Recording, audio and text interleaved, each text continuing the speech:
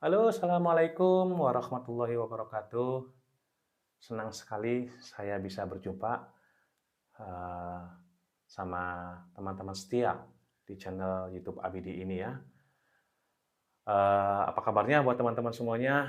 Tonton terus ya video-video saya sebelumnya nih bagi teman-teman yang baru bergabung, baru menonton di video saya, tonton dulu video-video saya sebelumnya sebagai pengetahuan biar teman-teman bisa melihat step by step perjalanan kisah sebagai penderita atau mantan penderita penyakit GERD atau asam lambung, anxiety maupun psikosomatis ya, teman-teman ya. Barangkali bisa bermanfaat buat teman-teman semuanya. Dan jangan lupa pula teman-teman klik loncengnya beserta klik subscribe-nya ya teman-teman ya. Gitu. Sebagai motivasi saya juga nih teman-teman biar saya semangat selalu untuk mengupload video-video terbaru teman-teman ya. Gitu. Barangkali juga bisa bermanfaat untuk teman-teman semuanya. Kali ini saya ingin membahas teman-teman ya, menceritakan tentang pengalaman saya di dalam menyikapi penyakit yang namanya GERD atau asam lambung disertai dengan psikosomatis. Itu teman-teman ya. Tipsnya nih teman-teman yang mau saya bagikan. Di sini pengalaman saya ada tips jangka pendek maupun tips jangka panjang. Tips jangka pendek bagi penderita penyakit GERD atau asam lambung nih teman-teman, gitu ya. Pertama itu teman-teman biasakan makan rutin itu 3 jam sekali dalam sehari teman-teman. Coba lakukan itu. Tapi porsinya ingat, jangan terlalu banyak teman-teman, justru itu malah nggak bagus buat perut teman-teman ya, gitu. Bisa bikin kram perut teman-teman. Coba makan, dengan porsi yang kecil ya teman-teman ya, tapi rutin 3 jam sekali. Misalkan nih teman-teman, jam 7 Anda makan lagi di jam, 10 atau jam 11. Nanti Anda makan lagi di jam 2 teman-teman ya. Setelah itu Anda menjelang malam makan lagi di maghrib teman-teman ya. Itu saran saya dengan porsi yang kecil nih teman-teman ya. Setelah itu Anda lakukan pola makan yang benar. Nah, Anda juga coba makan menu-menu yang sehat teman-teman ya, gitu. Artinya di sini teman-teman coba nih pengalaman saya dulu, untuk cemilan saya biasa bekal pisang teman-teman ya. Saya tuh makan pisang buat cemilan ya teman-teman ya. Saya pun, cemilannya kalau bukan untuk cemilan ataupun di jus, itu buah melon teman-teman, gitu ya. Bisa dimakan ataupun di jus buah melon tersebut. Berikutnya saya juga makan yang namanya, buah naga teman-teman. Itu saya jus ataupun saya makan. Dan juga apel teman-teman. Saya makan juga atau saya jus. Itu, tapi kalau apel jujur saya makan teman-teman ya. Karena apel itu menurut saya, eee, bisa memberikan perut kenyang jangka panjang ya teman-teman ya, gitu ya. Jadi apel itu juga untuk menghindari penyakit-penyakit yang lainnya teman-teman ya, gitu. Karena penyakit ini jujur disebutnya penyakit anxiety, asam lambung ini kita sebut dengan penyakit, sejuta umat ya teman-teman ya, ataupun penyakit dengan 1001 sensasi. Banyak sekali ya teman-teman ya, kalau muncul nih gejala-gejalanya, itu teman-teman. Makanya kita pun untuk menyiasatinya bukan hanya untuk menjaga atau benteng pertahanan penyakit asam lambung saja. Karena ingat penyakit asam lambung ini bisa munculkan banyak penyakit. Itu ya teman-temannya. Seperti kita jadi lemes, kita vertigo, keringat dingin, itu dampak-dampak yang muncul akibat penyakit asam lambung, teman-teman. Ya, jadi kita pun tidak hanya mengobati asam lambung yang kita antisipasi terhadap gejala-gejala serangan yang muncul nih, fisiknya nih teman-teman ya. Itu. Nah, makanan-makanan itu saya buat cemilan. Terus saya pun makan menu makannya itu teman-teman diperbanyak sayur mayur teman-teman ya. Eee, Brokoli itu teman-teman perbanyak makan ya. Brokoli, kentang, ataupun wortel teman-teman gitu. Hindari dulu yang asin-asin ataupun yang pecin teman-teman untuk menghindari yang namanya hipertensi atau kolesterolnya. Itu teman-teman ya. Terus berikutnya juga Anda hindari makanan yang berlemak tinggi, seperti gorengan. Goreng-gorengan itu hindari dulu teman-teman ya. Saya dulu tuh makan itu yang rebus-rebusan itu. Kalau saya mau makan ikan itu dipepes ya teman-teman ya, gitu. Mau makan daging ayam pun dipepes. Kalau nggak dipepes, di sayur. Artinya di sayur sop ya. Itu teman-teman yang saya lakukan. Saya menghindari yang namanya makanan gorengan dulu atau goreng-gorengan dulu itu teman-teman. Dulu ya teman-teman ya. Setelah itu Anda coba hindari juga nih minuman-minuman yang bisa mengakibatkan naiknya asam lambung. Seperti kopi, hindari dulu teman-teman. Itu nggak boleh dan nggak baik untuk asam lambung kita. Berikutnya hindari yang namanya minuman beralkohol. Katanya itu bisa untuk obat ya, biar mental kita jadi kuat kalau kita minuman beralkohol. Oke, untuk 1 kali minum teman-teman, 2 kali minum, tapi ke sana itu akan merusak organ tubuh kalian teman-teman. Percayalah, karena banyak sekali teman-teman yang teman-teman saya yang beranggapan seperti itu dan akhirnya sekarang merasakan dampaknya ya teman-teman. Hindari itu teman-teman ya.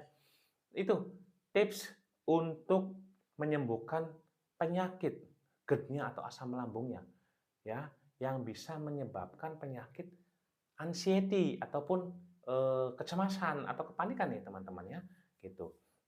Karena menurut saya psikosomatis atau anxiety, panic attack ini gitu ya, serangan cemas dan serangan panik ini munculnya itu menurut saya itu bisa disebabkan oleh 2 hal. Yang pertama itu naiknya asam lambung, bisa menimbulkan kecemasan. Karena apa? Banyak sekali gejala-gejala yang muncul dalam fisik kita, dalam tubuh kita ya teman-teman ya. Akhirnya kita merasa panik, merasa khawatir. Muncullah yang namanya penyakit kecemasan atau serangan panik ini yang disebut dengan psikosomatis, penyakit mental ya teman-teman ya.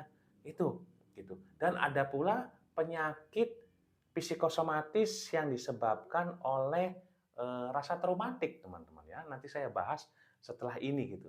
Nah, penyakit psikosomatis yang disebabkan oleh asam lambung ini lebih banyak gejala-gejala fisiknya ya teman-teman ya. Luar biasa yang saya rasakan dulu. Seperti jantung berdebar-debar ya teman-teman ya, dada panas seperti terbakar, itu terus nafas itu merasa sesak, seakan-akan di hidung itu kita kayak mampet ya teman-teman ya. Di sini kayak nggak ada oksigen yang masuk ke dalam hidung kita. Muncul lagi penyakit vertigo, pusing, kelayangan, sempoyongan, gitu teman-teman ya. Setelah itu kita muncul penyakit ininya sakit seperti ditusuk-tusuk sama jarum, ini kaku leher belakang, ini pundak juga kaku, gitu teman-teman ya. Dampaknya itu ya. Berikutnya juga keringat dingin itu keluar, bisa jadi lemes kitanya kalau udah keringat dingin itu teman-temannya merasa dingin dan menggigil itu berikutnya juga nanti Anda merasa tangan itu kebas, kesemutan, telapak tangan dan telapak kaki, apalagi Anda pada saat menyetir kendaraan bermotor, ya. Sudah Anda menderita penyakit asam lambung, dibawa Anda nyetir motor, jadi merasa dingin. Baik tubuhnya itu merasa jadi dingin, maupun telapak tangan dan telapak kakinya nih teman-teman, menjadi kebas dan kesemutan. Itu dampaknya luar biasa banyak loh teman-teman ya, akibat penyakit asam lambung ini teman-teman. Makanya apa? Kita jadi bingung, kita merasa panik. Kok saya sekarang jadi lemah ya? Itu pasti pertanyaan dari pikiran teman-teman terhadap kesehatan teman-teman sendiri. Kok saya sekarang jadi lemah, mudah terserang penyakit? Karena realitanya seperti itu teman-teman. Yang saya rasakan dari penyakit asam lambung ini. Muncullah kecemasan atau kepanikan yang disebut penyakit psikosomatis ini. Itu teman-teman. Jadi itu tadi tips jangka pendek ya teman-teman terhadap makanan-makanan yang dipantang maupun yang diperbolehkan ya teman-teman ya. Setelah itu Anda coba minum air rebusan jahe, sereh dicampur madu teman-teman. Itu pas untuk menjaga stamina Anda, untuk menetralisir mood ataupun mental kalian. Ya, daun sereh, air rebusan jahe disertai madu itu teman-teman. Itu yang saya lakukan dulu itu teman-teman ya. Nggak 1 bulan, berbulan-bulan saya lakukan itu. terhadap pantangan-pantangan baik yang diperbolehkan maupun yang dihindari, baik itu minumannya maupun makanan-makanannya teman-teman yang sudah saya sebutkan tadi. Itu ya, coba teman-teman apa salahnya kita lakukan ya. Gitu. Demi apa? Ingat, demi mencapai kesembuhan kembali. Itu tips jangka pendek. Nah, bagi teman-teman yang timbulnya penyakit psikosomatis, anxiety, panic attack ini akibat oleh rasa traumatik. Seperti apa nih? Seperti Anda dulu katakanlah mengalami broken home, ya, ataupun broken heart, ya, ataupun Anda merasa dulunya tertekan, tinggal atau hidup di lingkungan yang kurang nyaman, gitu ya, KDRT, teman-temannya, Anda merasa dibully dulunya sama orang lain, Anda dicemooh orang lain, yang bisa menimbulkan rasa traumatik nih teman-teman. Munculnya penyakit psikosomatis ini ada dua menurut saya. Karena pertama diakibatkan oleh asam lambung, ya teman-temannya, gitu. Ataupun penyakit psikosomatis yang ditimbulkan oleh rasa traumatik di masa lalu. Itu teman-temannya. Kalau yang saya sebutkan tadi, itu psikosomatik muncul diakibatkan oleh asam lambung. Sudah saya sebutkan tadi ya, tipsnya itu buat teman-teman semuanya. Nah, ini tips untuk penyakit psikosomatis yang ditimbulkan oleh traumatik. Hanya bisa dilakukan ya teman-teman ya, dengan cara apa? Dengan cara self healing atau hipnoterapi untuk mengupgrade pikiran-pikiran kita, teman-teman ya. Gitu. Pelan-pelan teman-teman melakukannya hipnoterapi ini untuk mengikis ya, gitu, mengupgrade pikiran kita supaya kembali pulih atau normal, baik pikiran maupun perasaan atau mental kalian ya, gitu. Lakukan juga yoga atau olah nafas, teman-teman. Dulu pada saat saya tiba-tiba muncul penyakit cemas ini atau psikosomatis ini, di saat muncul itu saya mencoba melakukan yang namanya olah nafas. Selain saya melakukan hipnoterapi, saya melakukan olah nafas, teman-teman. Menurut saya, di saat kita sedang terkena yang namanya anxiety, kita itu kekurangan oksigen di dalam kepala kita, teman-teman. Jadi saya rasakan dulu ya, pada saat saya terserang ya namanya penyakit anxiety panic attack, saya coba olah nafas, diam sesaat, saya tarik nafas pelan-pelan selama 7 kali sambil ngasih sugesti. Bacaan seperti ini teman-teman ya. Saya sehat, saya kuat. Saya sehat, saya kuat. Lakukan teman-teman selama 7 kali. Ya teman-teman ya. Sambil Anda menenangkan diri teman-teman. Resapi nafas tersebut ya, tarik dalam-dalam agar bisa mengalir ke seluruh di saraf kepala kita nih teman-teman ya, yang saya rasakan itu ya. Butuh oksigen juga nih saraf kepala kita atau kepala kita ya teman-teman ya. Itu saya lakukan loh teman-teman. Dan saya lakukan nggak berhari-hari, berbulan-bulan itu teman-teman ya. Gitu. Itu teman-teman tips jangka pendek penyakit psikosomatis yang disebabkan oleh rasa traumatik. Diobatinya dengan cara apa? Mengupgrade pikiran dan perasaan kita lewat cara apa? Lewat cara hipnoterapi, teman-teman ya. Selebihnya Anda coba lakukan meditasi, yoga, ya. Dan Anda butuh mungkin untuk curhat atau untuk mengurai permasalahan hidup dalam diri Anda, mungkin Anda bisa curhat ke psikolog, ataupun Anda bisa konsultasi dengan pemuka agama, teman-teman, untuk mendapatkan pencerahan, biar mental atau perasaan kalian menjadi plong, ya teman-teman ya. Jadi itu yang saya rasakan ya teman-teman ya. Kalau saya combine, semuanya saya lakukan.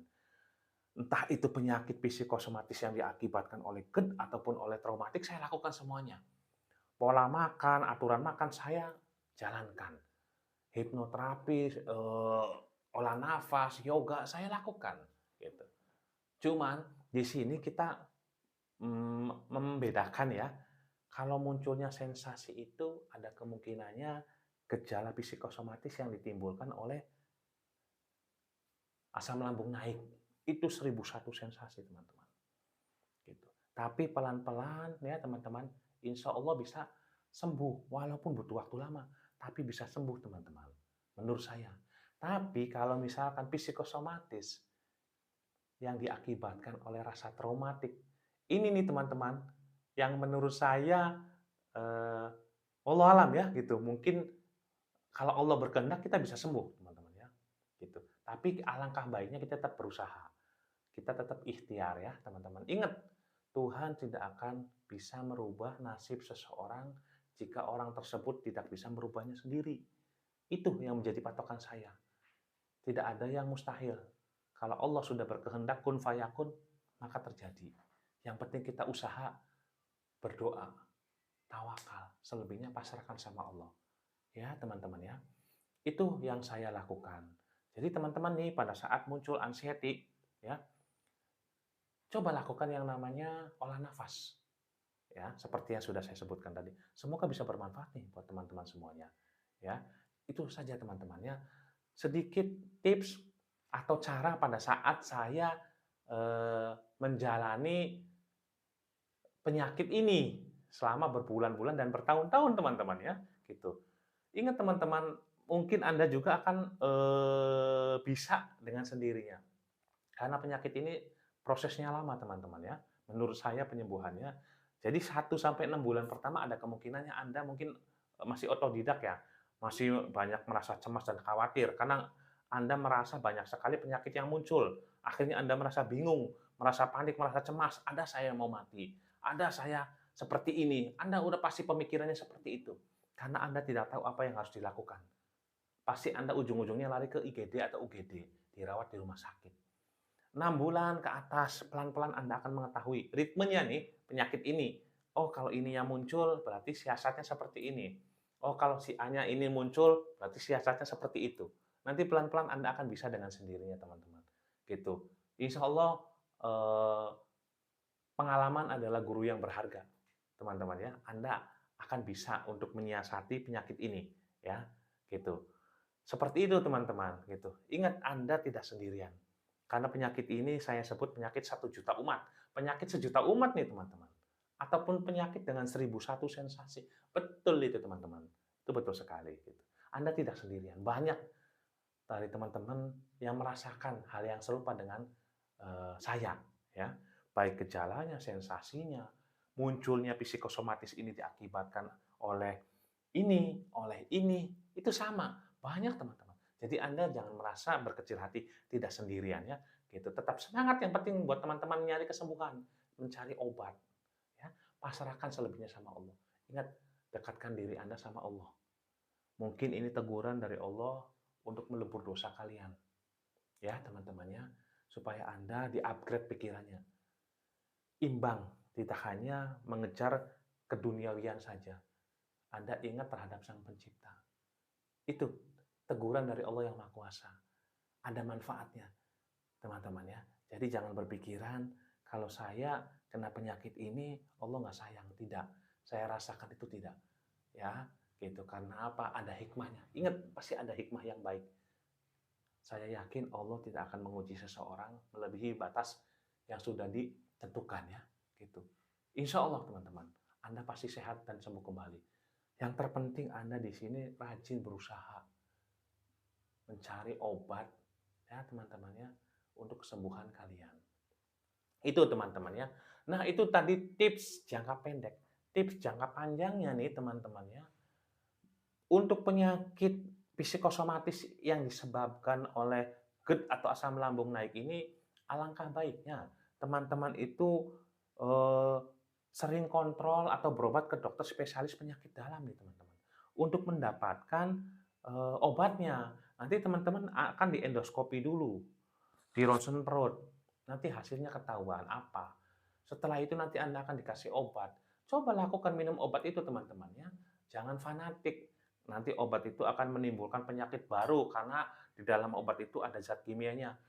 Dokter juga nggak, mohon maaf nih, dokter juga punya takaran teman-teman ya, tidak sekonyong-konyong saja gitu. Saya yakin sudah ada takaran dalam dokter tersebut teman-teman ya.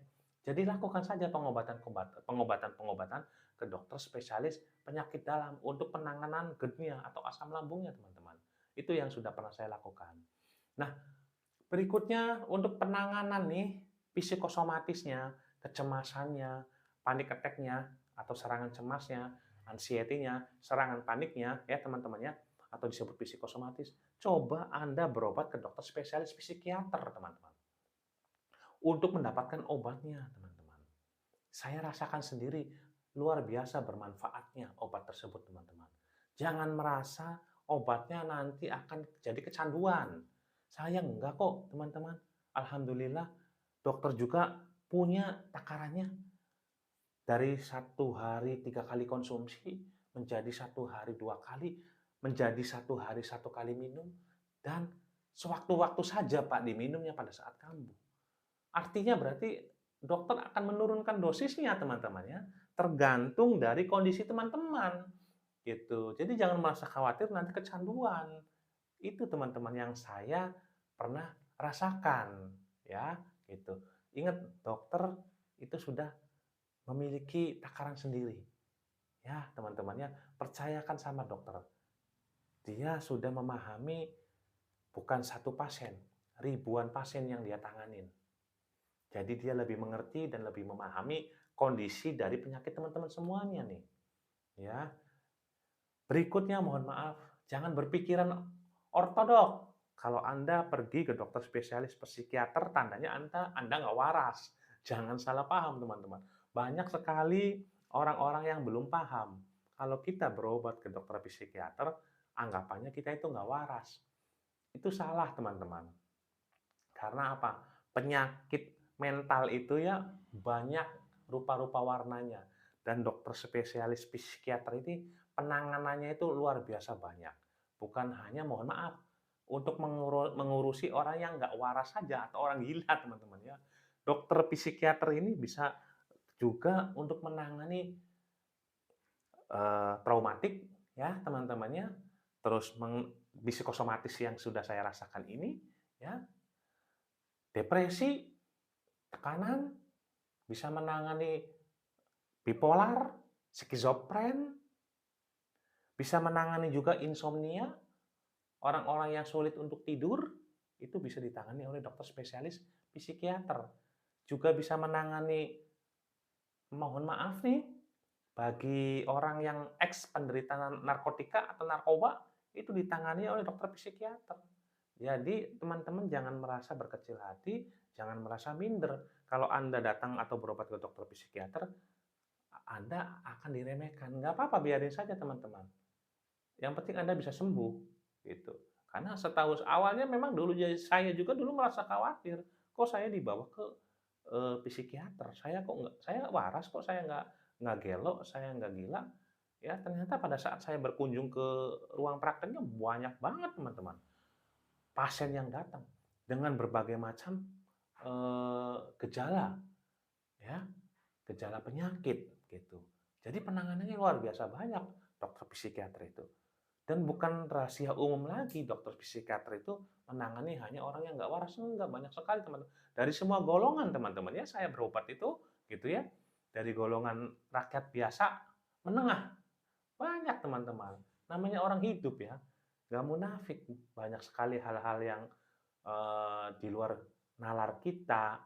Katakanlah kita mengalami tekanan, depresi itu bukan hanya kita kaum, ya mohon maaf nih, kaum jelata saja ya. Bos-bos juga banyak kok, mereka juga butuh ketenangan ya, butuh kenyamanan dalam hidup. Mereka itu sharing dengan dokter psikiater gitu ya. Ataupun Anda bisa datang sharing dengan psikolog. Ataupun Anda bisa mendapat pencerahan dari pemuka agama. Ya, teman-teman ya. Kalau dokter psikiater itu untuk mendapatkan obatnya, teman-teman. Ya, obatnya itu bermanfaat. Kalau untuk curhat, Anda alangkah baiknya datang ke psikolog ataupun Anda datang ke pemuka agama untuk curhat ya, mengurai permasalahan dalam diri kalian. Tapi Anda kalau untuk mendapatkan obatnya, coba Anda berobat ke dokter psikiater, ya teman-temannya. Insya Allah semuanya itu bermanfaat kalau Anda melakukannya, teman-teman semuanya. Ingat sekali lagi saya mengingatkan, Tuhan tidak akan bisa merubah nasib seseorang jika orang tersebut tidak bisa merubahnya sendiri. Itu ya teman-temannya. Itu saja teman-teman, sedikit tips, kisah, dan pengalaman saya selama saya menjadi atau menderita penyakit asam lambung atau GERD, anxiety atau kecemasan, panic attack maupun psikosomatis. Semoga tayangan-tayangan video saya ini ya bisa bermanfaat buat teman-teman semuanya dan juga bisa motivasi buat teman-teman semuanya bahwa teman-teman tidak sendirian. Saya juga ada, dulu pernah merasakan itu. Mungkin teman-teman yang lain juga ada sama.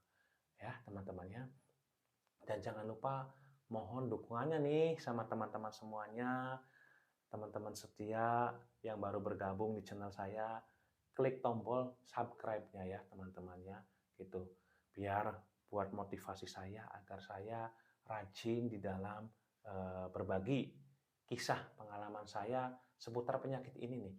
Barangkali bisa bermanfaat untuk teman-teman semuanya. Oke, itu saja teman-teman. Sampai ketemu di lain kesempatan. Wabillahi taufiq wal hidayah. Wassalamualaikum warahmatullahi wabarakatuh.